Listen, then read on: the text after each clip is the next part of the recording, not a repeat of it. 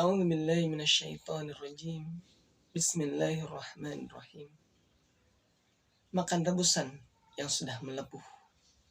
Minum jamu yang airnya sangatlah keruh. Bukan keadaan yang membuatmu rapuh. Mungkin jarak keningmu dengan sejadah terlalu jauh. Assalamualaikum warahmatullahi wabarakatuh. Alhamdulillah. Wassalatu wassalamu ala rasulillah wa ala alihi wa mawala amma ba'du. Sahabat-sahabatku yang dirahmati Allah Subhanahu wa ta'ala. Kadang kita lebih sering menyalahkan keadaan dibanding faktor lain. Kita dalam kondisi begini, kita lihat keadaannya. Oh, karena ini. Oh, gara-gara itu. Oh, karena dia. Oh, karena mereka. Padahal sejatinya segala sesuatu ada hubungannya dengan tautan hati kita dengan Sang Pencipta.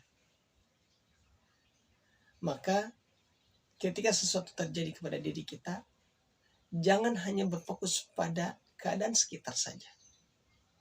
Tetapi mari dilihat kondisi hati kita. Kadang kita merasa tidak begitu tenang dengan keadaan-keadaan yang Allah takdirkan. Kita merasa benci dengan situasi, hal yang memang kita merasa, aduh, kok kenapa begini? Aduh, kok begitu? Harta kurang, pasangan tak menyenangkan, hidup penuh dengan cobaan. Semuanya membuat kita menjadi tidak tenang. Dan Allah Subhanahu wa ta'ala berfirman mengingatkan kita dalam surat Ar-Ra'd ayat 28. Ala bidzikrillahi tatmainnul qulub. Ingatlah, hanya dengan mengingat Allah hati menjadi tenang. Sahabat-sahabatku yang dirahmati Allah Subhanahu wa ta'ala. Wajar jika kita tidak begitu tenang karena kita hanya menilai sesuatu yang ada atau penilaian dari makhluknya Allah semata. Ketika kita bekerja misalkan, kita bekerja hanya mengharapkan penilaian dari atasan kita. Atau kita melakukan sesuatu hanya ingin dinilai oleh pasangan kita. Atau kita berbuat kebaikan hanya ingin dilihat oleh orang lain. Nah, ketika itu semua yang terjadi, maka kegundahan hati, ketidaktenangan, campur aduk semuanya bisa terjadi. Karena hal yang kita inginkan adalah sesuatu yang tidak pasti. Orang lain tidak selalu benar menilai kita. Ketika kita salah, boleh jadi dianggap benar. Atau ketika kita benar, boleh jadi dianggap salah. Karena memang penilaian manusia hanya melihat pada cangkangnya saja. Kalau bahasa HP, casingnya doang yang dilihat. Dalamnya, speknya enggak. Makanya Rasulullah SAW menyampaikan, unzur ma qala wala tanzur man qala. Lihat apa yang dikatakan, jangan melihat siapa yang mengatakan. Artinya ketika kita mendapatkan sesuatu dari anak kecil misalkan, sebuah nasihat, jika itu benar maka kita ambil. Jangan sampai karena dia masih kecil, so nasihatin, atau teman kita seusia mengingatkan kita dan dia kita anggap masih selevel, buat apa ngingetin? Padahal sejatinya ketika itu kebaikan tak masalah, mau datang dari anak kecil, mau dari sahabat sejawat atau dari yang tertua. Boleh jadi keluarnya bukan dari guru kita, bukan dari orang tua kita, bukan dari orang yang kita segani. Boleh jadi juga keluar dari seorang yang gila. Jika itu adalah sesuatu yang baik, maka perlu kita ambil kata-katanya, kita jalankan. Karena bukan orangnya yang kita lihat. Kalau orangnya tadi, kita akan merasa selalu tidak tenang. Karena sekali lagi, manusia cuma bisa lihat cangkang, cuma bisa lihat casing. Niat kita dalam hati itu kagak kelihatan. Kita sedekah 100.000 dengan 1 juta, orang cuma lihat itunya doang, fix tampilnya doang. Padahal sejatinya niat kita dalam hati itu yang Allah lihat, bukan dari yang terlihat oleh manusia. Manusia bisa benar bisa salah, karena memang tidak melihat isi hati. Nggak ada yang bisa membaca hati kita 100% manusia. Jangankan 100%, 50% saja tidak. Karena kan hanya melihat cangkang, casingnya bagus nih, dia tidak tahu niat kita seperti apa. Ketika ada orang lain bersedekah, wah keren, dermawan. Kita nggak tahu kalau dia misalkan ternyata biar dipuji orang lain, biar dianggap orang dermawan. Ada orang baca Quran, wih rajin sekali. Belum tentu, karena ada di akhirat kelak yang dia baca Quran dijeblosin ke neraka. Kenapa? Saya kan baca Quran. Enggak, kamu cuman pengen dilihat orang lain biar dianggap rajin, atau bacaanmu bagus, suaranya indah. Hal-hal semacam itu kita nggak bisa lihat. Orang lain tidak bisa melihat secara detail. Cuman malaikat raqib dan atid yang tahu baik atau benarnya. Karena yang dilihat itu niat hati, bukan cangkangnya.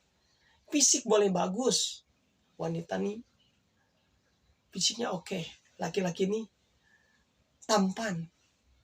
Cangkang iya, hatinya boleh jadi tampan, boleh jadi cantik, tapi boleh jadi sebaliknya. Karena yang dilihat bukan fisik. Allah tidak melihat fisiknya. Jangan merasa kita fisiknya bagus,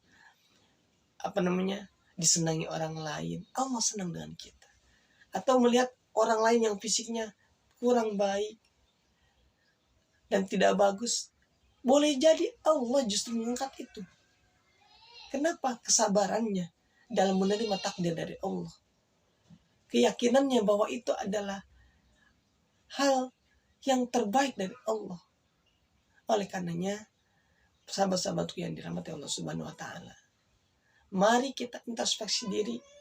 Kita harus selalu mengukur diri bahwa keadaan kita hari ini adalah yang sempurna dari Allah. Allah tidak pernah menginginkan kesedihan dalam diri kita. Allah tidak pernah menginginkan kita menjadi hamba yang durhaka. Justru Allah selalu menginginkan kita ini selalu ingat kepadanya dan selalu bertobat ketika kita melakukan maksiat. Karena memang manusia tempatnya salah dan lupa. Oleh karenanya Allah sangat tahu dengan keadaan itu. Kalau kita ngandelin penilaian orang lain, siap-siap aja kecewa. Bener, kecewa. Kalau orang lain menilai kita, udah gak ada yang 100%. Makanya orang lain bilang kita baik, alhamdulillah. Sebagaimana Abu Bakar As-Siddiq ketika dipuji, semoga itu menjadi doa. Karena memang itu wajar, manusia lihat itu, oh kamu baik, kamu soleh, kamu pintar, alhamdulillah semoga jadi doa. Atau kamu dermawan, kamu orang yang spesial di halaqah ini, paling rajin. Kalau Abu Bakar mengaminkan, semoga itu menjadi doa. Karena merasa tawadu beliau. Boleh jadi orang menilainya baik, hati kitanya yang gak baik. Kita itu tahu keadaan diri kita baik dan tidaknya. Sampai kita tuh tahu melakukan sesuatu itu baik atau tidak cukup dengan istafti qalbak, kata Rasul. Tanyakan pada hatimu. Ketika kita melakukan sesuatu yang tidak baik, kita akan tahu bahwa itu adalah tidak baik. Hati kita berkata, filter. Makanya kata Rasul, istafti qalbak, tanyakan pada hatimu.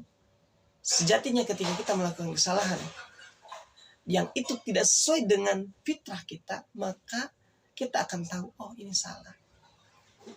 Hati tidak akan pernah tenang, tidak akan pernah nyaman.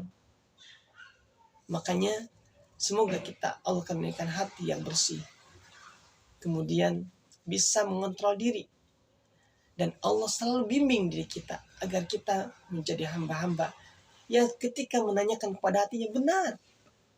Karena kalau misalkan tanpa ilmu, tanyakan hatinya, sama aja. Kalau dia tidak pernah belajar, setiap hari melakukan kemaksiatan, maka ini jauh daripada hati yang mencintai kebenaran. Tapi sejatinya hatinya akan bisa mengatakan, oh ini salah, ini benar, itu baik. Teman-temanku yang dirahmati Allah Subhanahu wa taala, mari kita jadikan diri kita ini selalu bersyukur dengan apa yang Allah takdirkan. Jangan sampai keadaan diri kita membuat kita rapuh, membuat kita tidak bersemangat. Apalagi di tahun 2023 ini, kita harus lebih baik daripada tahun 2022 kemarin. Kita lebih bersemangat, kita lebih maksimalkan waktu yang Allah berikan hari ini agar kita selalu menambah ilmu kita, referensi pemikiran kita, referensi acuan kita semakin bertambah, terutama dengan ilmu-ilmu syariat yang Allah ridhoi. Barakallahu fikum. Semoga Allah jadikan kita hamba-hamba yang hari ini bahagia dan di surga kelak hadir di surganya Allah Subhanahu wa taala. Kebahagiaanmu adalah kebaikanmu. Wassalamualaikum warahmatullahi wabarakatuh. Bila dirasa video ini baik dan bermanfaat, boleh untuk di-share, di-like, dan subscribe.